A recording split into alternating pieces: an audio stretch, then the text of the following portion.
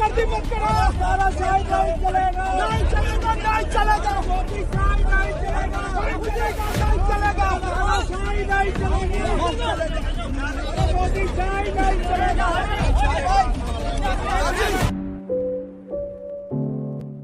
क्या भारत के मुख्य चुनाव आयुक्त का हाल भी बांग्लादेश के चुनाव आयुक्त की तरह होने वाला है?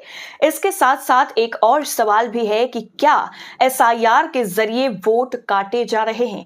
ये वो सवाल हैं जिनके जवाब हम आपको आज की स्टोरी में देने वाले हैं, क्योंकि आज हम एक नहीं, दो तीन नहीं, 4-5 स्टोरीज के बारे में बात करने वाले हैं। तो ये वीडियो बहुत ही ज्यादा अहम होने वाला है, इसलिए वीडियो को आप आखिर तक जरूर देखिएगा। देखिए, आपको बांग्लादेश में हुआ जो तख्ता पलट था वो तो याद ही होगा, जिसको लेकर के कहा जा रहा था कि भाई जब एक सीमा हो जाती है, किसी चीज की अति हो जाती है, तो फिर जनता अब अपना जो है वो रौद्र रूप दिखाती है। और बांग्लादेश में भी बिल्कुल ऐसा ही हुआ था। लोग परेशान हो गए थे और उन्होंने फिर तख्ता पलट करने का फैसला ले लिया, और बांग्लादेश में हुआ। उसके बाद नेपाल में भी कुछ ऐसा ही हुआ।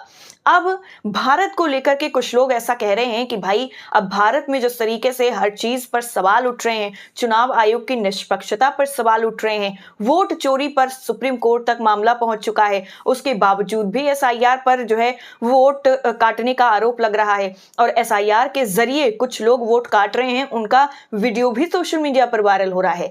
तो ये वो सारी चीजें हो रही हैं जिसको लेकर के कहा जा रहा है कि भाई अति हो गई है।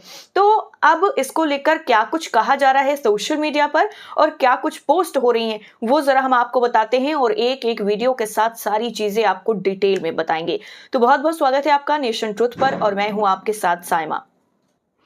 देखिए, सबसे पहला जो ट्वीट है वो आपकी स्क्रीन पर है, बोलता हिंदुस्तान का, जिसमें साफ साफ लिखा है कि बांग्लादेश में चुनाव आयुक्त का जो हाल हुआ है वही एक दिन भारत में भी होगा। प्रशांत भूषण वरिष्ठ वकील। तो ये बोलता हिंदुस्तान का जो ट्वीट है, इसमें प्रशांत भूषण जो वरिष्ठ वकील हैं, उन्होंने ये चीज कही है और कहा है कि जिस तरीके का जो हाल है वो बांग्लादेश में मुख्य चुनाव आयुक्त का हुआ था, वैसा ही हाल जो है वो भारत में जरूर होगा, एक दिन होगा, इस तरह से उन्होंने कहा है। अब देखिए, जब उन्होंने जिक्र ये किया है कि भाई बांग्लादेश में मुख्य चुनाव आयुक्त के साथ क्या हुआ था, तो उन पर भी एक नजर डालते हैं, क्योंकि जब बांग्लादेश में तख्ता पलट हुआ था तो उसके बाद जो बांग्लादेश की प्रधानमंत्री थी उस वक्त, वो शेख हसीना, जो कभी बांग्लादेश में राज किया करती थी, वो उनको वहां से भागना पड़ा था, और अब भी उन्होंने भारत में शरण ले रखी है, जिनको जो है अब फांसी की सजा जो है वो भी सुनाई जा चुकी है, सजाए मौत उनको सुनाई जा चुकी है, लेकिन वो अभी भी भारत में है। तो बांग्लादेश के पूर्व चुनाव आयुक्त किस तरीके से गिरफ्तार हुए थे, कैसे उनका जो हाल है वो बहुत बुरा हुआ था, उसके बारे में एक आर्टिकल आपके सामने है, जनसत्ता का ये पूरा आर्टिकल है, जिसमें लिखा गया है कि बांग्लादेश के पूर्व चुनाव आयुक्त गिरफ्तार, भीड़ ने जूतों से पीटा, मारे अंडे, जाने पूरा मामला। तो ये जो है वो जून में ये पूरी घटना हुई थी, तो ये जून का ही पूरा मामला है, 23 जून 2025 का। तो इसके बारे में मैं इसलिए बता दे रही हूं क्योंकि वो जिक्र जो है किया गया कि भाई चुनाव आयुक्त के साथ क्या हुआ, तो सवाल उठता है ना कि बांग्लादेश में चुनाव आयुक्त के साथ क्या हुआ था। तो बांग्लादेश के पूर्व मुख्य चुनाव आयुक्त के.एम. नूरुल हुदा को अपने कार्यकाल के दौरान चुनावों में हेराफेरी करने के आरोप में गिरफ्तार किया गया था।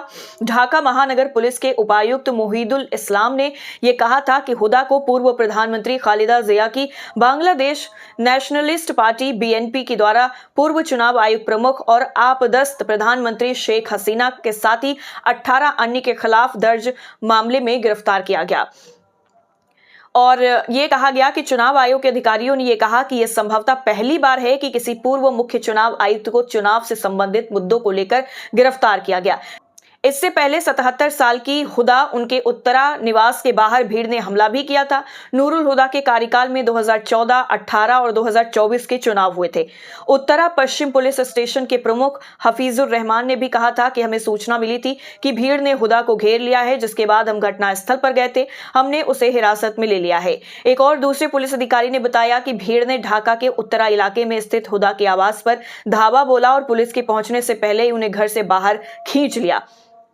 सोशल मीडिया पर इसको लेकर के एक वीडियो भी खूब वायरल हुआ था, जिसमें लोगों का एक जो समूह है वो हुदा को जूतों से पीटते हुए, उन्हें जूतों की माला पहनाते हुए और उनके ऊपर अंडे फेंकते हुए नजर आता है।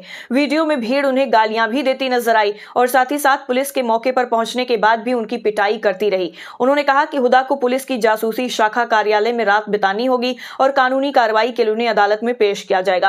हालांकि अब मामला काफी ज्यादा उल्टा हो गया है और अब बहुत सारी जो चीजें हैं वो आगे बढ़ चुकी हैं। अब तो शेख हसीना को भी सजाए मौत की जो सजा है वो सुनाई जा चुकी है। लेकिन अब जो ये वरिष्ठ वकील हैं, उन्होंने जिस तरीके से ये दावा किया है कि चुनाव आयोग जिस तरह से उसकी निष्पक्षता पर सवालिया निशान लग रहा है, उस पर बार बार आरोप लग रहा है कि वो सरकार के इशारे पर काम कर रहा है, तो ऐसे में क्या उसका हाल भी अब भारत में जो है, जैसा बांग्लादेश में हुआ था वैसा ही भारत में होने वाला है। तो ये जो पूरा आर्टिकल है वो मैंने आपको दिखाया। अब एक और दूसरी खबर पर जरा नजर डालते हैं और आपके सामने ये जो ट्वीट है ये सबसे पहले मैं आपको दिखाती हूँ, उसके बाद सारी डिटेल जो है वो आपको बताती हूँ। देखिए ये जो ट्वीट है इसमें दीपेंद्र हुड्डा जो है वो बोलते हुए नजर आ रहे हैं। इनका थोड़ा सा वीडियो जो है वो पहले आप सुनिए, उसके बाद जो ट्वीट किया गया है उसमें क्या लिखा गया है वो आपको बताते हैं। वीडियो सुनिए। ये साबित हो गया है कि चुनाव आयोग और भारतीय जनता पार्टी मिली भगत करके मतदाता सूची में भी बहुत बड़ी तादाद में गड़बड़ घोटाला करते हैं। राहुल गांधी ने जब उदाहरण दिए, राहुल गांधी जी ने, तो आपने देखा होगा ऐसी ऐसी बातें सामने आई। एक उदाहरण आया, एक घर में जाकर पत्रकारों ने पूछा कि 501 वोट थी उस घर में, कि 501 घर वोट कैसे हैं? तो वहां जो लोग रहते थे बाहर निकल के बताया कि जी यहाँ तो कोई 501 वोट नहीं है, तो 7 ही वोट हैं और वो भाजपा का पार्षद, वो भाजपा के पार्षद के घर में 501 वोट। आपने देखा जब पत्रकार उनके घर पहुंचे तो बात सामने आई। आपने देखा राय हल्के में जहां बात 2500 से हमारे उम्मीदवार हारे, वहां पर जब वोट कटने की बात आई और ब्राजील की एक जानी मानी हस्ती की फोटो पाई गई, तो जब पहुंचे तो पता चला कि गांव-गांव में कहीं 250 वोट कटी है, कहीं 150 वोट कटी। ये जो वीडियो आपने सुना है इसमें बिल्कुल साफ तौर पर दीपेंद्र हुड्डा जो है वो कहते हुए नजर आ रहे हैं कि भैया ईवीएम खुलते ही ऐसा कौन सा जादू हो जाता है कि कांग्रेस हार जाती है और एनडीए जीत जाता है। विकास बंसल की तरफ से ये जो ट्वीट है वो किया गया है, वीडियो को शेयर किया गया है और लिखा गया है कि पोस्टल बैलेट में 73 सीट पर कांग्रेस आगे थी, लेकिन ईवीएम खुलते हुए कांग्रेस हार गई। इस बात से और देश हैरान है, ये वोट चोरी नहीं तो और क्या है भाई दीपेंद्र हुड्डा जी।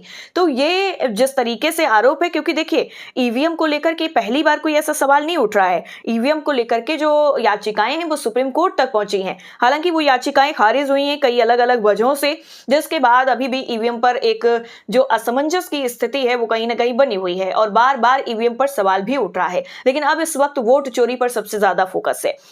वही दूसरा सवाल जो मैंने आपसे शुरुआत में पूछा था कि क्या एसआईआर के जरिए लोगों का वोट काटा जा रहा है, तो इसका पहले एक वीडियो ये देखिए, आप पूरा वीडियो जरा गौर से सुनिएगा। फिर इसमें नेहा सिंह राठौर जो लोक गायिका हैं उन्होंने क्या लिखा है वो मैं आपको बताती हूँ। वीडियो सुनिए।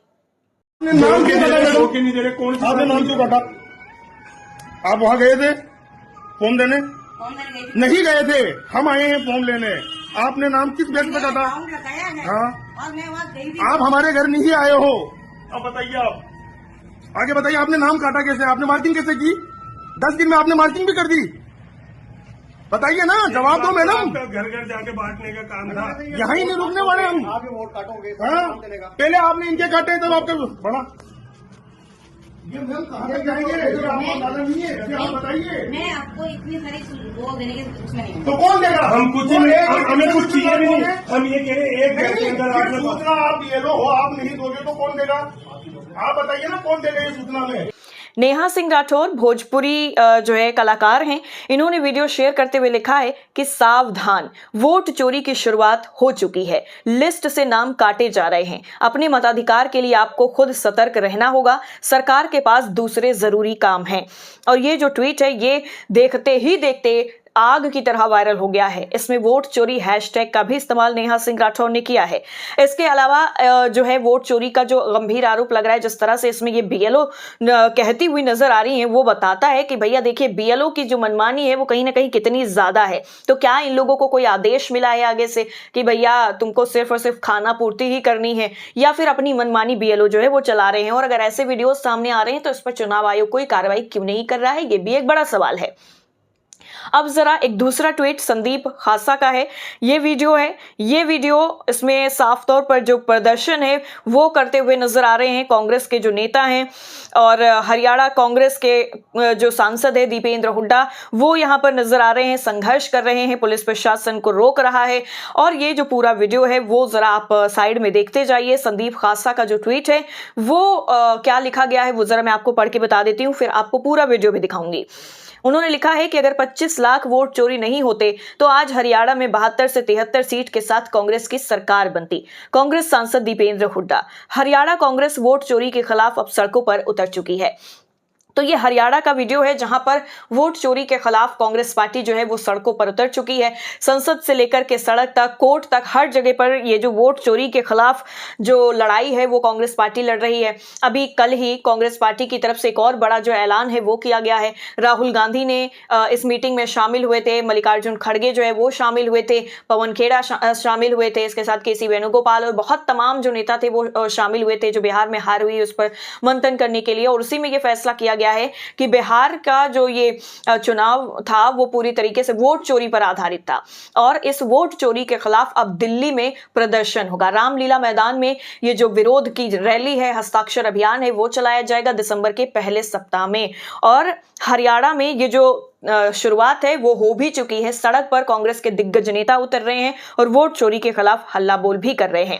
अब जरा एक और अगला ट्वीट नेहा सिंह राठौर का आपकी स्क्रीन पर। पहले ये जरा वीडियो आप सुनिए, उसके बाद हम आपको बताते हैं कि इन्होंने क्या लिखा है। सुनिए वीडियो। बिहार चुनाव निपट गया, चुनाव आयोग का प्लान सफल रहा, मन मुताबिक वोट जोड़े और घटाए गए, आदेशानुसार प्रत्याशी जिताए और हराए गए। सारा तमाशा हुआ, लेकिन सबसे जरूरी सवाल जस का तस है। बिहार आखिर कब तक भारत का लेबर चौराहा बना रहेगा?